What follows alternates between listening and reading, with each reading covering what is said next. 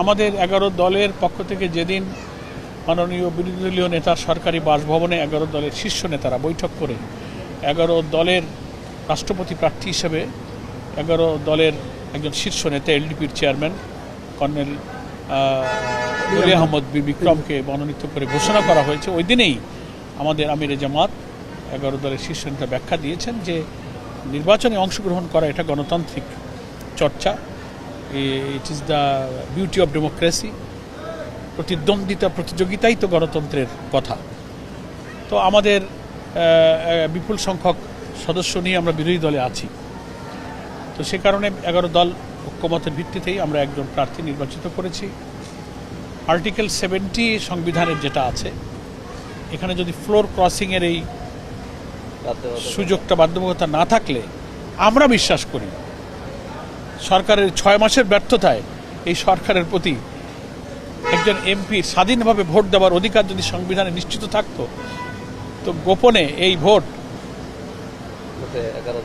11 দলের প্রার্থীর পক্ষেই যেত এবং তিনি এদেশের রাষ্ট্রপতি হতেন, এটা আমরা আশাবাদী। কিন্তু কনস্টিটিউশনাল অব্লিগেশনের কারণে সেটা হয়তো কোনো এমপির পক্ষে ফ্লোর ক্রস করা সম্ভব হবে না। এবং জুলাই সনদে আমরা যে সংস্কারগুলো চেয়েছি সেখানে কিন্তু আর্টিকেল 70তেও কিন্তু আমরা সংস্কার চেয়েছি। কয়েকটা গুরুত্বপূর্ণ অনাস্থা ভোট, অর্থ বিল, কেমন এই ধরনের কয়েকটা ছাড়া বাকি জায়গায় এমপিকে আমরা মতামত প্রকাশ স্বাধীন করে দিয়েছি। সেই জুলাই সনদটাও তো ওনারা মানেন নাই। তো সেই কারণে আমরা রাষ্ট্রপতি নির্বাচন সুষ্ঠুভাবে হোক, আজকেই মনোনয়ন 11 দলের যিনি প্রার্থী জমা দেওয়া হয়েছে ইলেকশন কমিশনে। আর স্থানীয় সরকার নির্বাচন এটা উচিত ছিল জাতীয় নির্বাচন আগেই ঘোষণা করা, জামাত ইসলামের এটা পুরনো দাবি।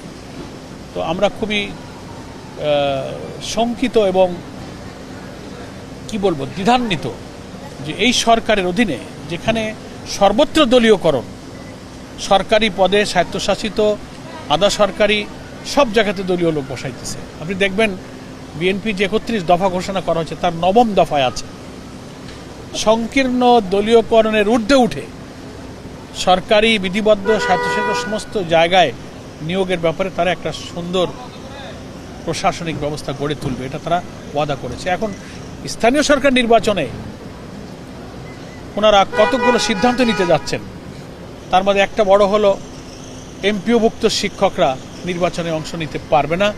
এটা ইলেকশন কমিশন একটা রিকমেন্ডেশন করে একটা অ্যাপ্রুভ করেছে।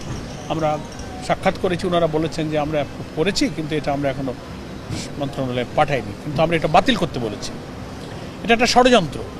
দ্বিতীয় হচ্ছে যে এইভাবে দলীয়করণ যদি একেবারে তৃণমূলে চলতে থাকে, তো জাতীয় নির্বাচনে তো ইলেকশন ইঞ্জিনিয়ারিং রেজাল্ট ম্যানিপুলেশনের অভিযোগ আমরা করেছি, তার প্রমাণও সরকার মধ্যে গুপ্ত থাকা অন্তর্বর্তীকালীন সরকার উপদেষ্টারা হিসেবে সাক্ষী দিয়েছেন। ফলে এই স্থানীয় নির্বাচন হোক, এটা আমরা চাই, আমরা অংশ নেবার জন্য প্রস্তুতি নিচ্ছি। কিন্তু সেই নির্বাচন নিরপেক্ষ করার জন্য এই যে কি বলে সিটি কর্পোরেশন, পৌরসভা, জেলা পরিষদ গুরুত্বপূর্ণ পদে যে পলিটিক্যাল অ্যাপয়েন্টমেন্ট দেওয়া হয়েছে, এদেরকে তো স্থানীয় নির্বাচনে আবার মনোনয়ন দেবে, সেজন্য এদেরকেও নির্বাচনে অযোগ্য ঘোষণা করতে হবে তফসিল ঘোষণা করার আগে, তাহলে এই নির্বাচন নিরপেক্ষ হবে না। এখন যাদেরকে মেয়র জায়গায় দিয়ে দেওয়া হয়েছে, বিভিন্ন জেলা পরিষদে দিয়ে দেওয়া হয়েছে, এরাই কিন্তু আলটিমেটলি আবার লোকাল গভর্নমেন্ট ইলেকশনে প্রার্থী হবে। এগুলো আমরা নির্বাচন কমিশনে গিয়েছি, প্রধান কমিশনারকে আমরা বলে এসেছি এদেরকে নির্বাচন অযোগ্য করতে হবে।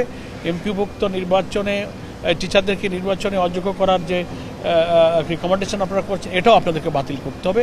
নির্বাচন সুষ্ঠু নিরপেক্ষ করতে হবে। প্রত্যেক ভোট কেন্দ্রে সিসিটিভি ক্যামেরা, সেনাবাহিনী মোতায়েন, এগুলো নিশ্চিত না করলে স্থানীয় নির্বাচন নিরপেক্ষ হওয়া নিয়ে আমরা অনেকটা সন্দেহ করি। আপনাদের সকলকে ধন্যবাদ। আসসালামু আলাইকুম।